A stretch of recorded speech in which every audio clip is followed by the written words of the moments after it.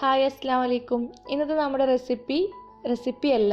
ഇന്ന് നമ്മൾ ഉണ്ടാക്കാൻ പോകുന്നത് നമ്മൾ ചില നോർത്ത് ഇന്ത്യൻ റെസിപ്പീസൊക്കെ ട്രൈ ചെയ്യുന്ന സമയത്ത് നമ്മൾ ബട്ടർ ചിക്കൻ, അതുപോലെ പനീർ ബട്ടർ മസാല, അങ്ങനെ ചില നോർത്ത് ഇന്ത്യൻ കറികളൊക്കെ ട്രൈ ചെയ്യുന്ന സമയത്ത് ഒഴിച്ചുകൂടാൻ പറ്റാത്ത ഒരു ഇൻഗ്രീഡിയൻ്റ് ആണ് കസൂരി മേത്തി എന്നുള്ളത്. അപ്പോൾ ആദ്യമായിട്ട് ഈ ഒരു പേര് കേൾക്കുന്നവരൊക്കെ വിചാരിക്കും എന്തോ വലിയ സംഭവമാണെന്ന്. പക്ഷേ സിമ്പിളാണ്, നമ്മൾ വീട്ടിലുണ്ടാക്കിയെടുക്കാൻ പറ്റുന്നതേ ഉള്ളൂ ഈ ഒരു കസൂരി മേത്തി. അപ്പോൾ അധികം ബോറടിപ്പിക്കുന്നില്ല, നമുക്ക് ഇതെങ്ങനെയാണ് ഉണ്ടാക്കിയെടുക്കാൻ നോക്കാം.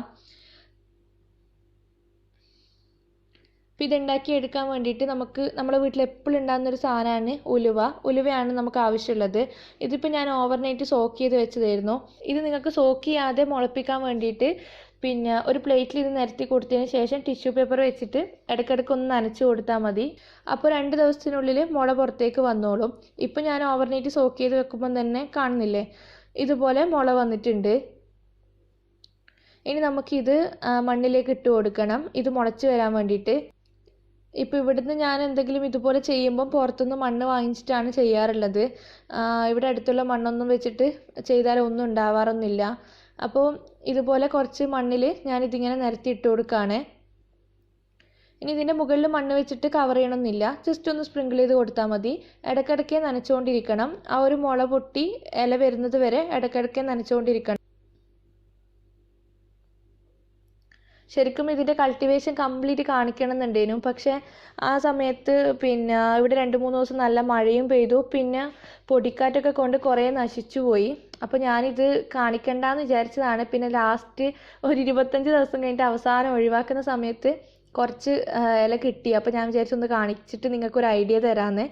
ഈ ഒരു ഫോട്ടോയിൽ കാണുന്നത് 10 ദിവസം മാത്രമേ ആയിട്ടുള്ളൂ. അപ്പോഴേക്ക് തന്നെ ഇത്രയും ഇലയൊക്കെ വന്നിട്ടുണ്ട്. ഞാൻ 2 ബോക്സിൽ ഇട്ട് കൊടുത്തിട്ടുണ്ടേനു, പക്ഷേ എനിക്ക് കിട്ടിയത് ഒരു ബോക്സ് വരെ കിട്ടിയിട്ടില്ല. ഒരു 25 ദിവസം കഴിഞ്ഞിട്ടാണ് ഞാനിപ്പം എടുത്തിട്ടുള്ളത്. ഇത്രയും ഇല മാത്രമേ എനിക്ക് കിട്ടിയിട്ടുള്ളൂ. അപ്പം ഞാൻ മണ്ണൊക്കെ ഒഴിവാക്കിയിട്ട് കംപ്ലീറ്റ് വേരോടെ പുറത്തേക്ക് എടുത്തിട്ടുണ്ട്.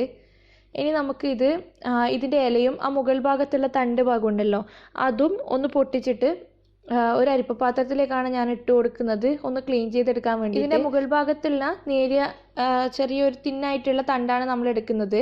താഴോളം വരെയുള്ള തണ്ട് പൊട്ടിച്ചെടുക്കണ്ട. അപ്പോൾ നമ്മളെ കറിയിലേക്ക് ഇത് ചേർക്കുമ്പം ഉണങ്ങി കിട്ടുകയൊക്കെ ചെയ്യും, പക്ഷേ ആ ഒരു കയ്പ്പ് രസം കിട്ടും. ഇത്രയും മേത്തി ലീവ്സ് മാത്രമേ നമുക്ക് കിട്ടിയിട്ടുള്ളൂ. ഇനി ഇത് നന്നായിട്ട് കഴുകി വൃത്തിയാക്കി എടുക്കണം. ഇപ്പം ഞാൻ നന്നായിട്ട് കഴുകി വൃത്തിയാക്കി എടുത്തിട്ടുണ്ട്. ഇനി നമുക്കിത് ഉണക്കാനിടാം.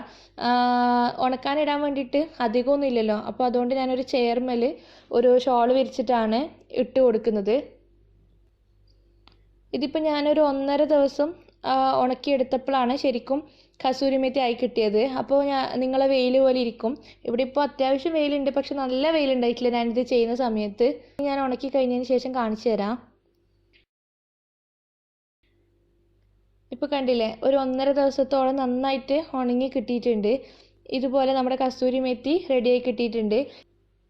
ഇതിപ്പോൾ നമ്മൾ 2 കൈയും വെച്ചിട്ട് നന്നായിട്ട് ഒന്ന് പ്രസ് ചെയ്തെടുത്തിട്ടാണല്ലോ കറിയിലേക്കൊക്കെ ആഡ് ചെയ്യാറുള്ളത്. അപ്പോൾ അതുപോലെ ചെയ്തപ്പോൾ നന്നായിട്ട് തന്നെ പെർഫെക്റ്റ് കസൂരി മേത്തി തന്നെ ആയിട്ട് കിട്ടിയിട്ടുണ്ട്. നല്ല സ്മെല്ലും ഉണ്ട്. ഇപ്പോൾ ക്യാമറയിൽ സ്മെല്ല് വരില്ല, അതില്ലെങ്കിൽ ഞാൻ നിങ്ങൾക്ക് കാണിച്ചു തരുന്നു. നല്ല സ്മെല്ലുണ്ട്.